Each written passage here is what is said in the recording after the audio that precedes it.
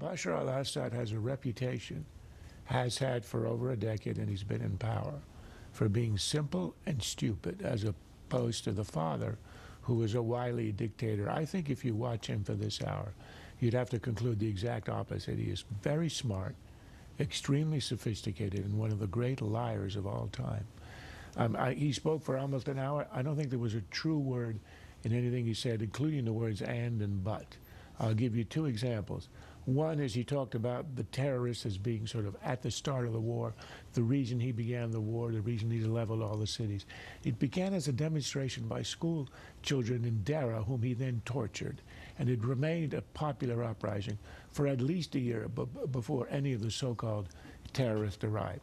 And secondly, when you watch him and you get the sense of the sincerity and the warmth of the softness of the voice of a guy who cares about how the terrible terrorists, meaning the Al-Qaeda types, the jihadis have come into his country and infiltrated it with a terrible ideology.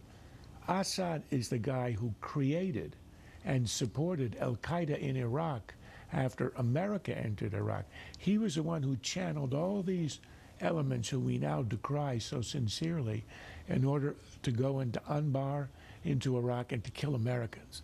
So he is getting the blowback of the people he invited and with whom he was completely comfortable as long as the task was to kill Americans.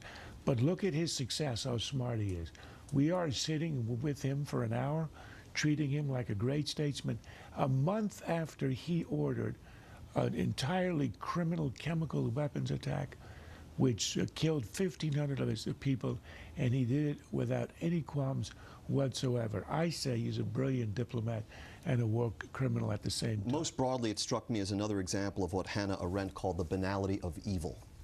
And that's why it's so valuable to hear from this man at this kind of length, because it is a reminder that even the most monstrous criminality is yet just another subset of human behavior. That's a profoundly troubling fact to grapple with, but it is a fact.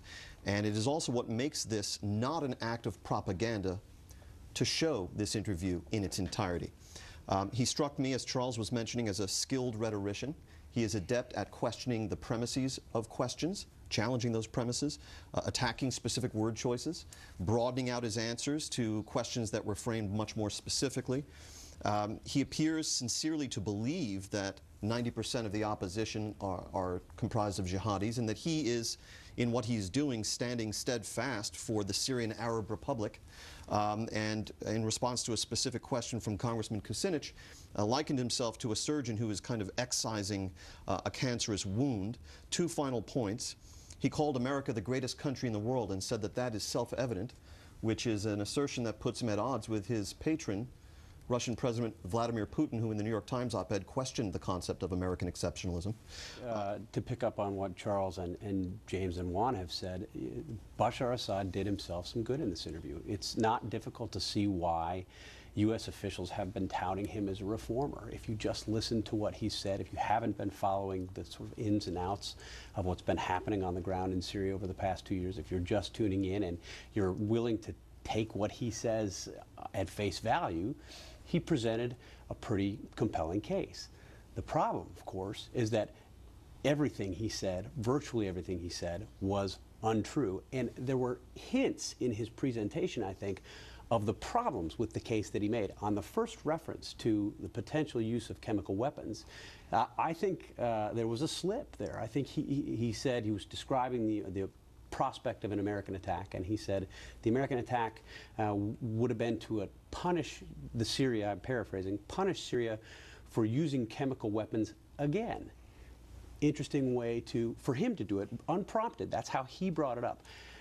There were times at which he was totally nonsensical. There's one passage where literally within a minute, he says, he's downplaying the use of sarin gas. Look, any rebel can make sarin. First of all, any rebel can make sarin, basically saying, this is no big deal. Anybody can do it. You can do it in a kitchen. Literally a minute later, he says that it couldn't have been the Syrian army because chemical weapons can only be used by specialized units.